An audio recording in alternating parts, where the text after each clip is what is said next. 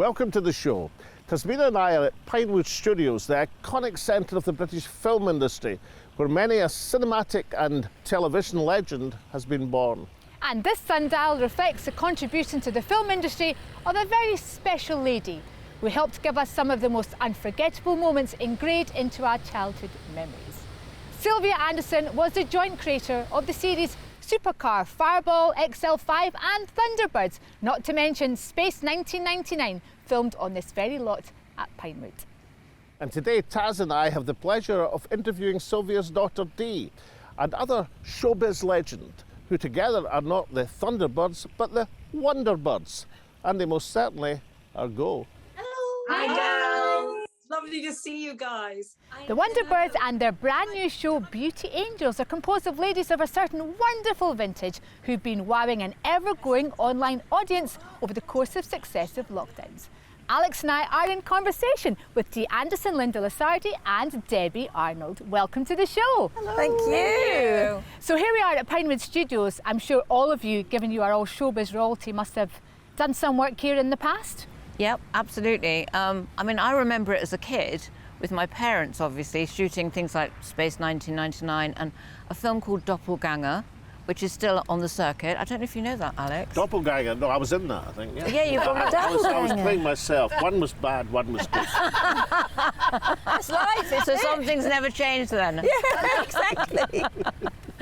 Oh yeah, I remember. And also, I did a film here called Murder Elite, on the back lot, where I was murdered very quickly in the film. So it was all over in about 2 minutes. You're written out very awkward.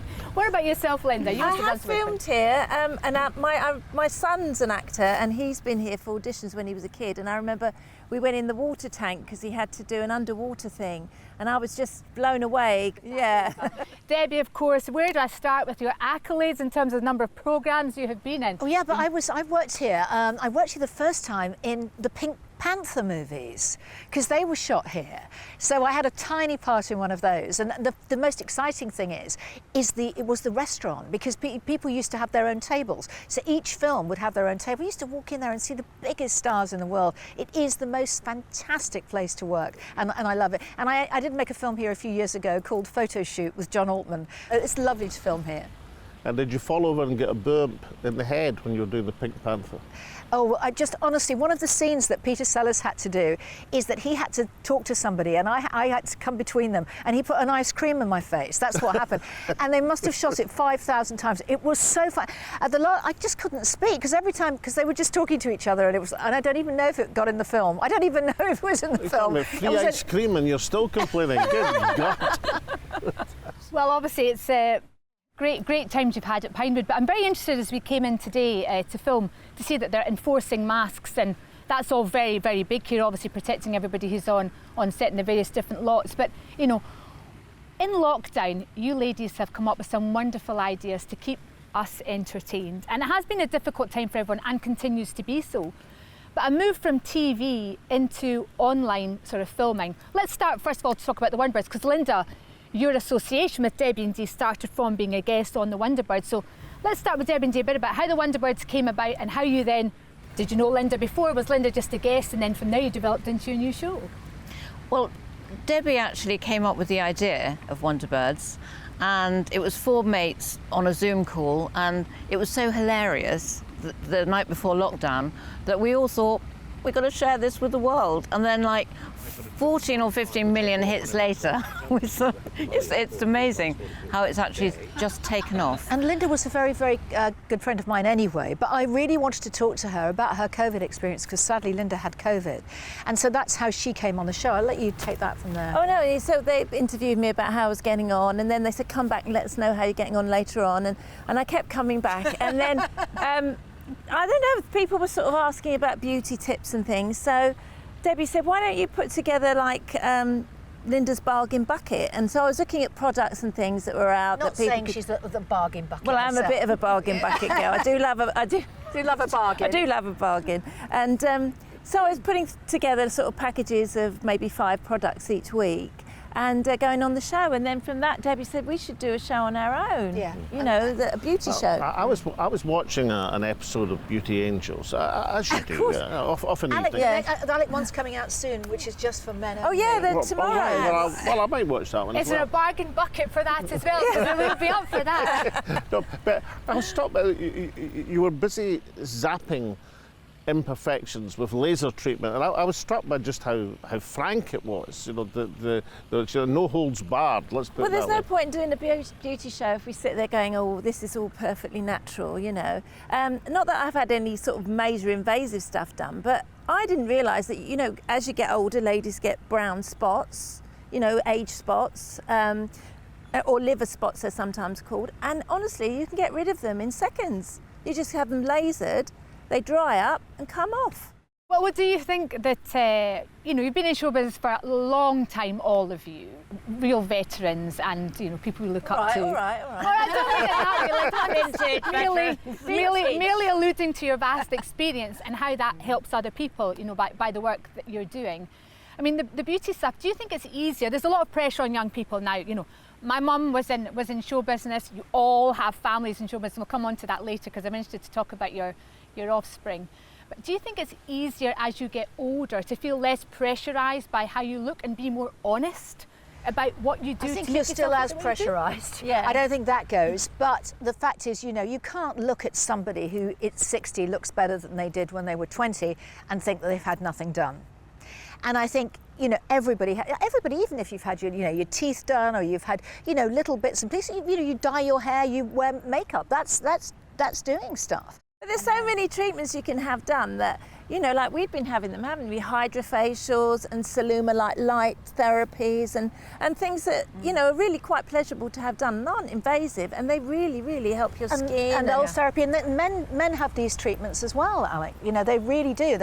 Do you find then Beauty Angels has, I mean, it's new, it started in April, it's just a few months young. Do you find that's now making it more accessible? You know, because where do we go to get our information? And I often find people like to get information from those who are experienced, who they trust, and who are quite happy to say, I've had this done and it really works for me. Do you think that that's part of the success of what you've done so far? Yeah, definitely. And I also think that online now is the future. I think, you know, we're going to be looking at YouTube, Facebook, just to get references and to sort of ask for information, a bit like Google.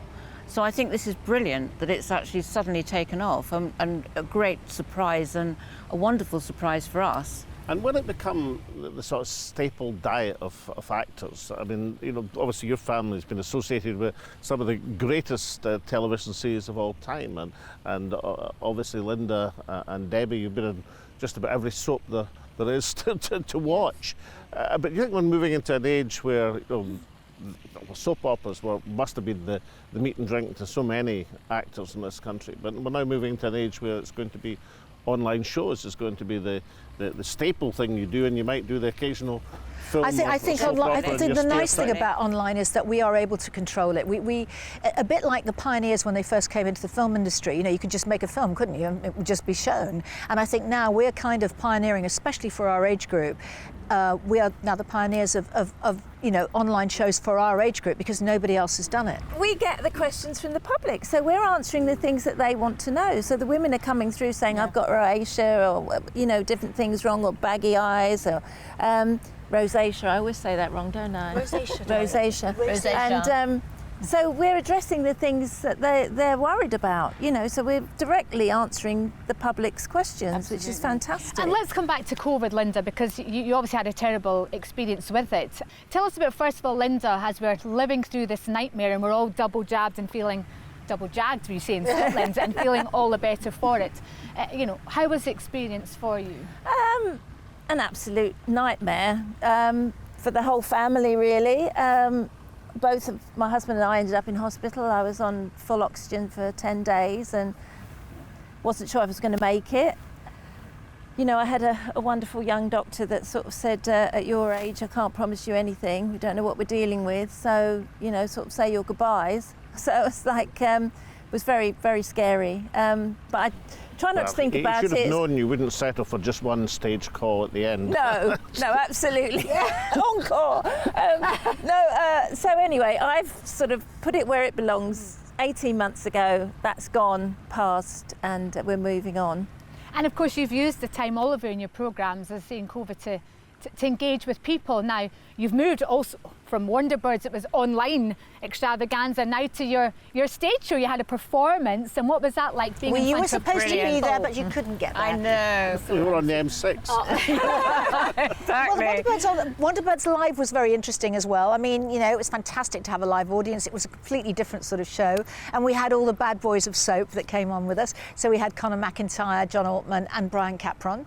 And it was brilliant. And it made me think, wow, how far we've come. You know, we'd started this from a Zoom call. Actually, and how was the stage performance? How was it? What was it Loved like? it. Absolutely loved it. Sitting in front of people. It was human fantastic. beings. Oh, it was amazing, and you know, a live audience, incredible. And Gok Kwan came on with us, and we asked him questions.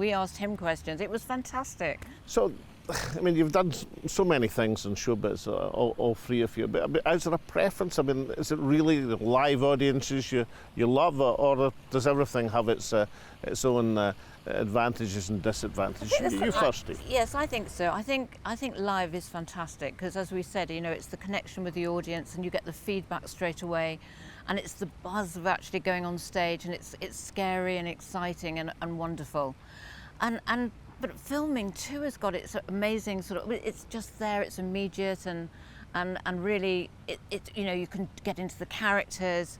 I love the buzz of the crew, a bit like today. You know, it's fantastic. So yeah, I love it all. And so, Linda, is it back to Panto this season? I am going back to Panto after 2 years off the stage. It's a bit scary, but it was cancelled last year. Yeah, I'm in Whitley Bay in Snow White. My daughter's playing Snow White, and I'm Wicked Queen. Yes, you have quite a reputation for the Wicked Queen, if I remember. And I have played it more than any other part, and I can't understand why. And Debbie, of course, you've been some amazing theatrical productions. I remember starring Omar Sharif. Yes. I remember. So is it? Well, what's your favourite? I mean, do you like the stage? Or Yeah, I do love the stage, but I like filming and I like TV. I like them all. I think what I miss, though, are TV sitcoms where you had a bit of everything because you filmed in front of live audiences. And so, you know, you'd rehearse it for a week and then a live audience would come in, and those were the days. So you had a bit of everything in that. So you have your live performance, you know, you have your rehearsal, and you have your, you know, so it The kind immediate of, audience that's it there. ticked every box, and then you could see it afterwards. Whereas the thing about doing live theatre, as much as you love, and I do love it, it's just afterwards you can never see yourself. You don't really know what you've done, so you just have to kind of go on audience reaction. Join us after the break, where we'll continue our discussion with Debbie, Dee and Linda and women in show business. We'll see you then.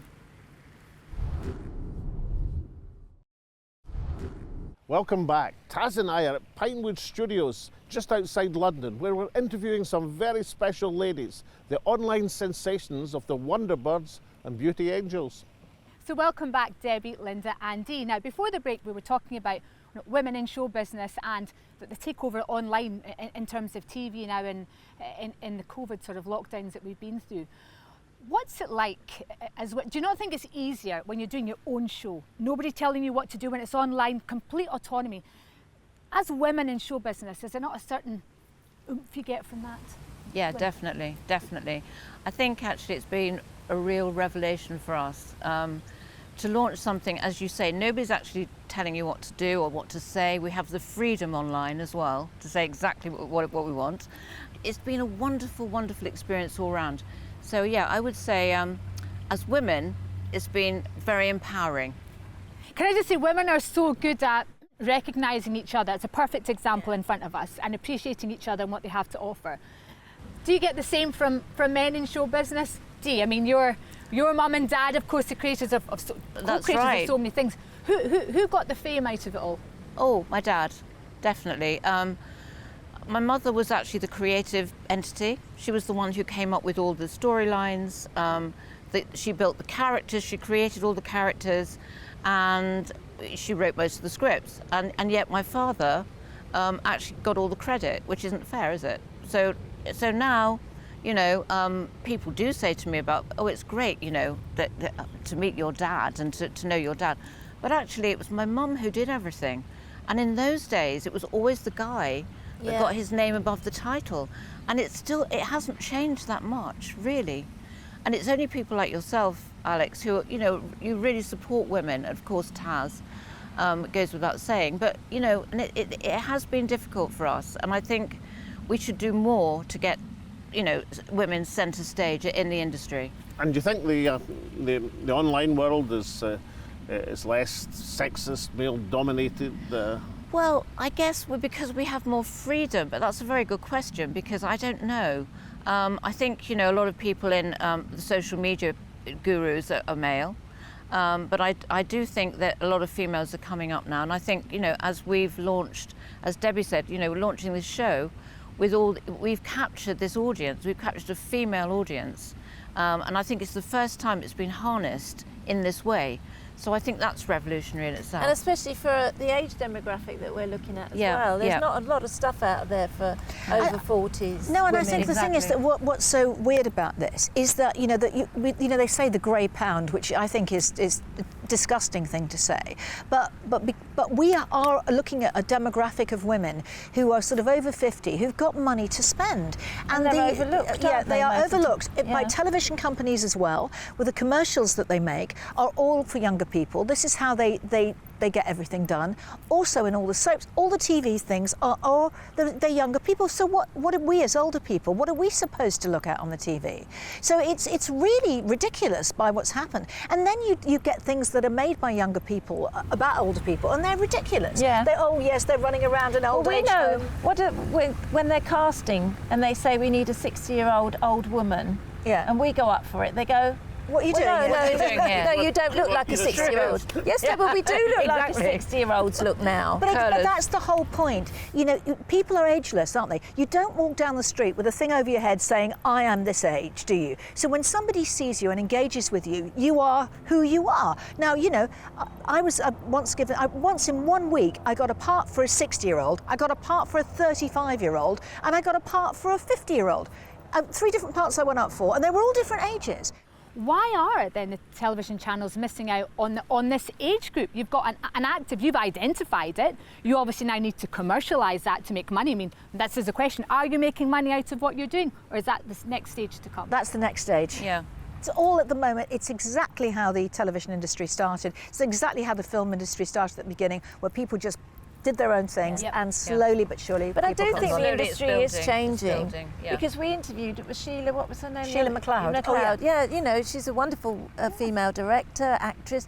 And she was saying that things are moving, and some of the TV programmes are using older women, older actresses now. I do think there is a new movement out there.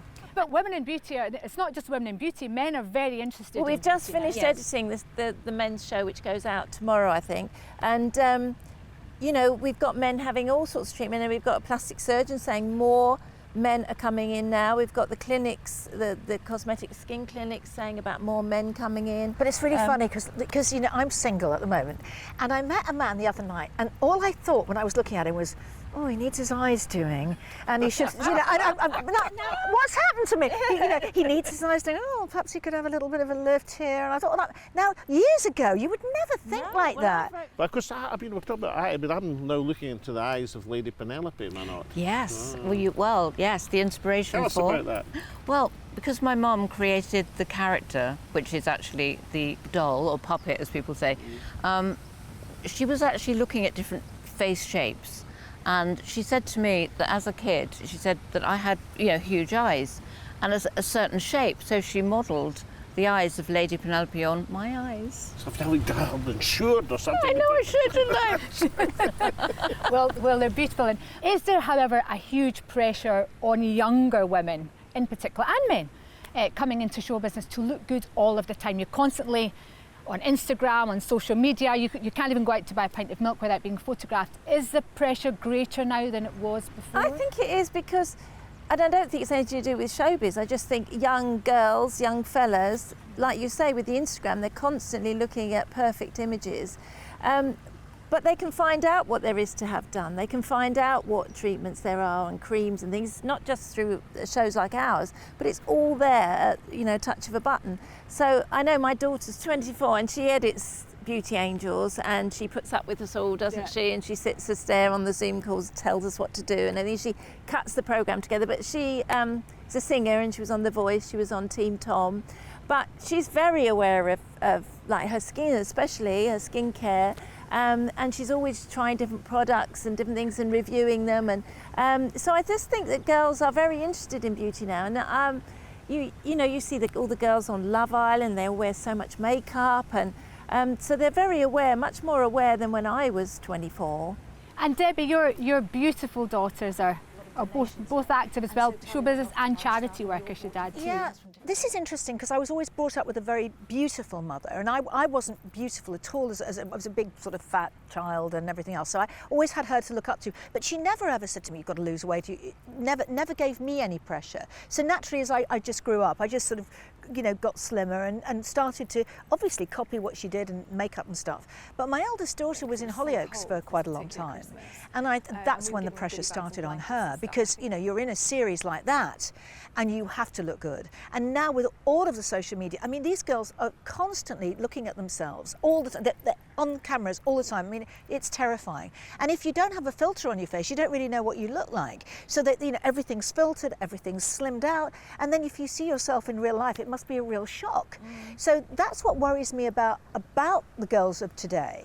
I mean, Talia is also a singer. She sings and she does lots of different things. Charity. They both do charity work and stuff like that. But I feel the pressure on them is really, really immense. And mental health, of course, has become a huge issue.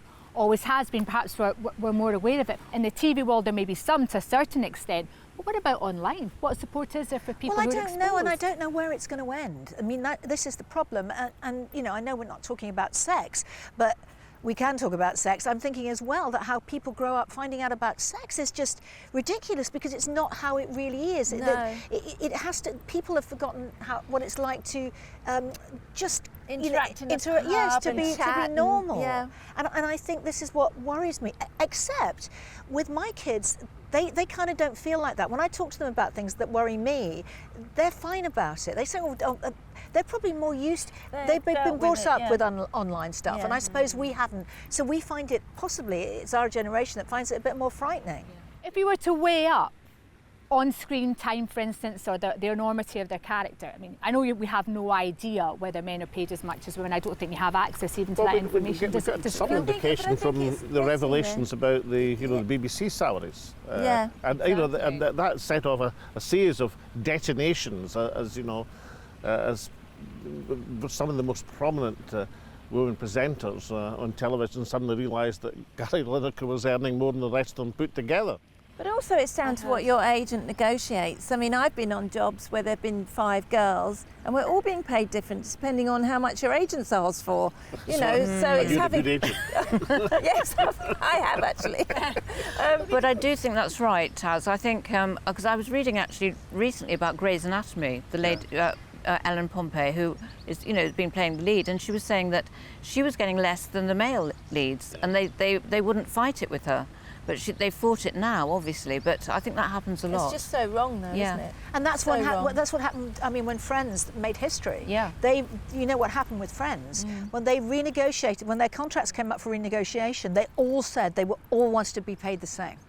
And it made history because none of them, they didn't want they told their agents, this is what we want per episode. We all want the same money. We don't want it to be any different.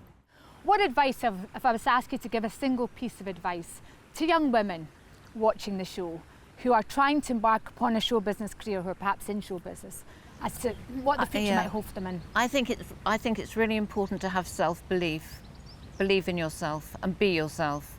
Because you have so much peer pressure, as we've said, to be somebody else or to look like something else, or just be yourself and be true to yourself. I think that's the best advice. My advice would be have a plan B.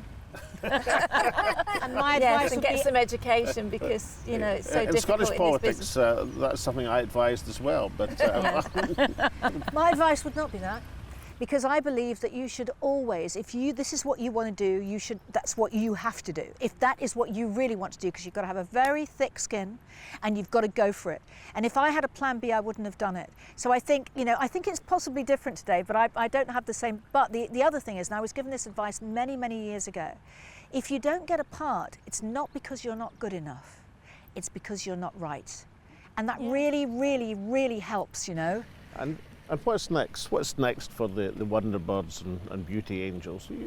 You start then. Well, who knows is the answer. There could be another show making itself happen right now. It'll probably be Lucy and Talia and Kira that will have a baby Wonderbirds. But at the moment, we're just sort of keeping on these things. We've got, Dee and I have got plans for other things coming up as well. We've got a couple of movie ideas. Of course, we had to get there. But I think, you know, Wonderbirds and Beauty Angels, they're going to keep on going and keep on building, and we're very, very proud of what we've achieved. So we're just going to keep on working, except we're having a break in the summer. Absolutely. And Linda? Well, it's just to find some more free treatments I can have. It's wonderful selling things because you get so much for free. I think as Try Debbie it. said, I think demonstrate it, don't I? So- just keep going, keep building, and have fun. That's the main thing. I think we've just got to have a great time and have a ball and enjoy ourselves. That sounds like good advice, Tav. And we'd love to have you back on to follow what you're doing in the future. you. And thank you so much for your wise words. And thank you. wonderful You've time. always been Yes. incredibly supportive of us, all of us, of Thank you myself, so much. of the Amazing. shows, of everything that I've done. So we'd Yeah. like to thank you because we love you. We Yeah. love you. We love We both watch of the you. shows. Debbie Baz. Arnold, Linda Lusardi, Dee Anderson, thank you so much for joining us on the Thank Alex you. Salmond Thank Show. you. And from Thank all of us here at Pinewood, it's goodbye, stay safe, and we'll see you all again, perhaps from not such a glamorous location, but next week.